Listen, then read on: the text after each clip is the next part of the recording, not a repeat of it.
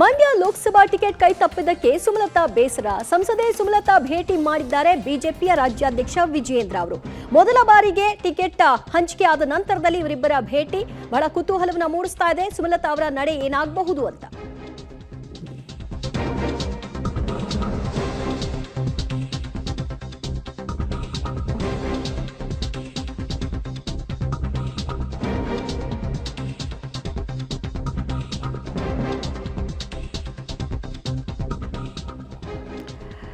ಮಂಡ್ಯದಲ್ಲಿ ಟಿಕೆಟ್ ಹಂಚಿಕೆಯಾದ ನಂತರದಲ್ಲಿ ಇದೀಗ ಸಂಸದೆ ಸುಮಲತಾ ಅವರ ಬೇಸರ ಕೂಡ ಮುಂದುವರೆದಿದೆ. ಸಂಸದೆ ಸುಮಲತಾ ಅವರನ್ನ ಬಿಜೆಪಿಯ ರಾಜ್ಯಾಧ್ಯಕ್ಷ ವಿಜಯೇಂದ್ರ ಅವರು ಭೇಟಿ ಮಾಡಿ ಮಾತುಕತೆಯನ್ನ ನಡೆಸಿದ್ದಾರೆ.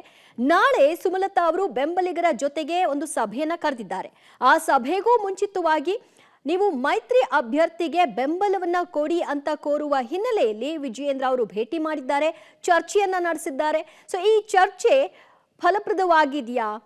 ಮೈತ್ರಿ ಅಭ್ಯರ್ಥಿಗೆ ಬೆಂಬಲ ಕೊಡ್ಲಿಕ್ಕೆ ಸುಮಲತಾ ಅವರು ಒಪ್ಪಿಗೆ ಸೂಚಿಸಿದ್ದಾರಾ ಅಥವಾ ಪಕ್ಷೇತರವಾಗಿ ಕಣಕ್ಕಿಳಿತಾರಾ? ಏನು ಅವರ ನಿರ್ಧಾರ ಅನ್ನೋದು ಸಭೆಯ ನಂತರ ಗೊತ್ತಾಗುತ್ತೆ. ಅವ್ರ ಜೊತೆ ನಾವು NDA ಸೇರಬೇಕು ಅಂತ ನೋಡೋಣ. ಎಲ್ಲವೂ ಕೂಡ ರಾಷ್ಟ್ರ ಮಟ್ಟದಲ್ಲಿ ಚರ್ಚೆ ಆಗಿದೆ.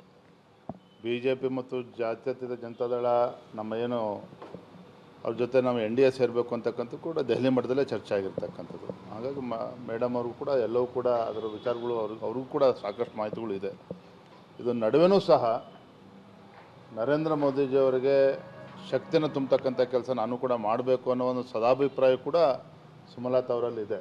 ಹಾಗಾಗಿ ಎಲ್ಲವೂ ಕೂಡ ಬರುವಂಥ ದಿನಗಳು ಒಳ್ಳೆಯ ನಿರ್ಧಾರವನ್ನು ಮಾಡ್ತಾರೆ ಅನ್ನೋ ವಿಶ್ವಾಸ ನನಗೆ ಸಂಪೂರ್ಣವಾಗಿದೆ. ಥ್ಯಾಂಕ್ ಯು, ಧನ್ಯವಾದ. HDK ಅವರು ಏನಾದ್ರು ಬರ್ಬೋದಾ ಸರ್? ಹಾಂ, ಪ್ರತಿ ಬಾರಿ ಕೂಡ ಈ ಥರ ಅಸಮಾಧಾನಿತರಿಗೆ ಒಂದು ಜವಾಬ್ದಾರಿ ಅಂತ ಹೇಳ್ತಾ ಇದ್ದೀರಾ.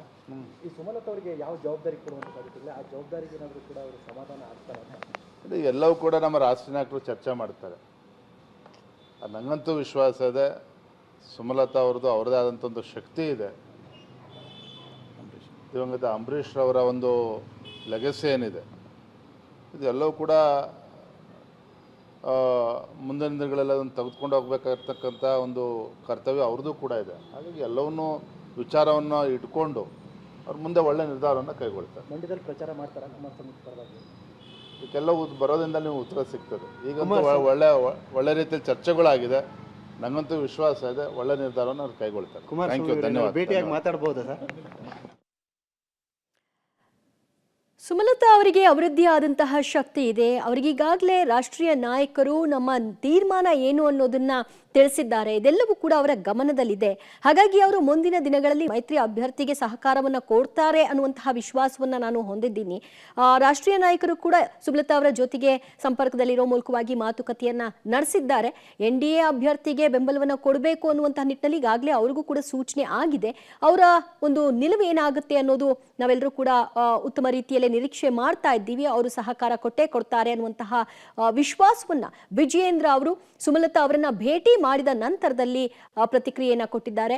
ಇಬ್ಬರ ಭೇಟಿಯಲ್ಲಿ ಸುಮಲತಾ ಅವರು ಯಾವ ರೀತಿಯಾದಂತಹ ಒಂದು ಸರಿಯಾದಂತಹ ಸ್ಪಷ್ಟವಾದಂತಹ ನಿರ್ಧಾರಗಳನ್ನ ತಿಳಿಸಿದ್ದಾರೆ ಅನ್ನೋದನ್ನ ಇನ್ನೂ ಕೂಡ ಹೇಳಲಾಗ್ತಾ ಇಲ್ಲ. ಆದರೆ ಸಕಾರಾತ್ಮಕವಾಗಿ ಸ್ಪಂದಿಸಿದ್ದಾರೆ. ಎಲ್ಲವನ್ನೂ ಕೂಡ ವಿವರವಾಗಿ ಮಾತನಾಡಿದ್ದೀವಿ. ಹೈಕಮಾಂಡ್ ನಾಯಕರು ಕೂಡ ಅವರ ಜೊತೆಗೆ ಮಾತನಾಡಿದ್ದಾರೆ. ಎಲ್ಲವೂ ಕೂಡ ಅವರ ವಿವೇಚನೆಗೆ ಇದೆ ಅನ್ನುವಂತಹ ಅಂಶವನ್ನ ವಿಜಯೇಂದ್ರ ಅವರು ಹೇಳೋ ಮೂಲಕವಾಗಿ ಇದು ಮೊದಲೇ ಅವರಿಗೆ ತಿಳಿಯಲ್ಪಟ್ಟಿತ್ತು ಅನ್ನೋದು ಗೊತ್ತಾಗ್ತಾ ಇದೆ.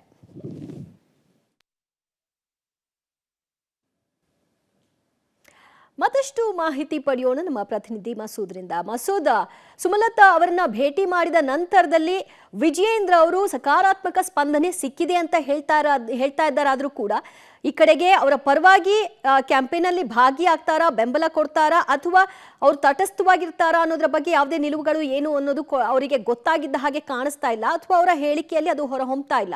ಸೊ ಏನಾಗಬಹುದು ಹಾಗಾದ್ರೆ? ನಾಳೆಯ ಸಭೆಯವರೆಗೂ ಕೂಡ ಕಾದು ನೋಡ್ತಾರಾ ಹೇಗೆ? ದಿವ್ಯ, ನಾಳೆ ಸುಮಲತಾ ಅವರು ಬೆಂಬಲಿಗರ ಸಭೆ ಕರೆದಿದ್ದಾರೆ. ಅದಕ್ಕೂ ಮುನ್ನವೇ ಇವತ್ತು ವಿಜೇಂದ್ರ ಅವರು ಅವ್ರನ್ನ ಭೇಟಿ ಮಾಡಿರೋದು ಬಹಳ ಕುತೂಹಲ ಮೂಡಿಸಿರುವಂಥದ್ದು. ಕಳೆದ ವಾರ ದೆಹಲಿಯಿಂದ ವಾಪಸ್ ಬಂದ ನಂತರ ಇದುವರೆಗೂ ಕೂಡ ಅವರು ತಟಸ್ಥ ನಿಲುವಿನಲ್ಲೇ ಇದ್ದಾರೆ.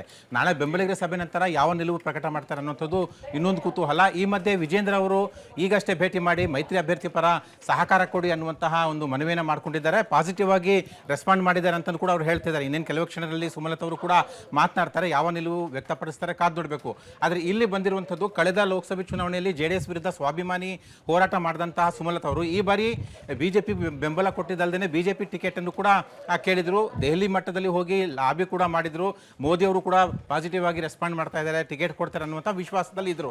ಆದರೆ ಕಡೆ ಕ್ಷಣದಲ್ಲಿ ಮೈತ್ರೀಕರಣಕ್ಕಾಗಿ ಅವರಿಗೆ ಟಿಕೆಟ್ ಕೈ ತಪ್ಪಿರುವಂಥದ್ದು. ಕಳೆದ ಒಂದು ವಾರದಿಂದಲೂ ಕೂಡ ಮೌನಕ್ಕೆ ಜಾರಿದ್ದಾರೆ ಸುಮಲತಾ ಅವರು. ಈಗ ಕೆಲವು ಕ್ಷಣಗಳಲ್ಲಿ ಮಾತಾಡಬಹುದು. ಆದರೆ ಅವರ ಬೆಂಬಲಿಗರ ಪ್ರಕಾರ, ಮಂಡ್ಯದಿಂದ ಬಂದಿರುವಂಥ ಮಾಹಿತಿಗಳ ಪ್ರಕಾರ ಬಹುತೇಕ ಮೈತ್ರಿ ಅಭ್ಯರ್ಥಿ ಪರ ನಿಲ್ತಾರೆ ಅಂತ ಕೂಡ ಹೇಳಲಾಗ್ತಿದೆ. ಜೊತೆಗೆ ಹೈಕಮಾಂಡ್ ನಾಯಕರು ಅವರಿಗೆ ಒಂದು ಉನ್ನತ ಮಟ್ಟದ ಸ್ಥಾನಮಾನ ಕೊಡುವಂತಹ ಭರವಸೆಯನ್ನು ಕೂಡ ದೆಹಲಿಯಲ್ಲಿದ್ದಾಗಲೇ ಕೊಟ್ಟಿದ್ದಾರೆ ಅಂತ ಕೂಡ ಹೇಳಲಾಗ್ತಿದೆ. ಈಗ ಏನು ಮಾತಾಡ್ತಾರೆ ಇನ್ನೇನು ಕೆಲವೇ ಕ್ಷಣಗಳಲ್ಲಿ ಅವರು ಕೂಡ ಮಾತಾಡ್ತಿದ್ದಾರೆ. Divya, thank you.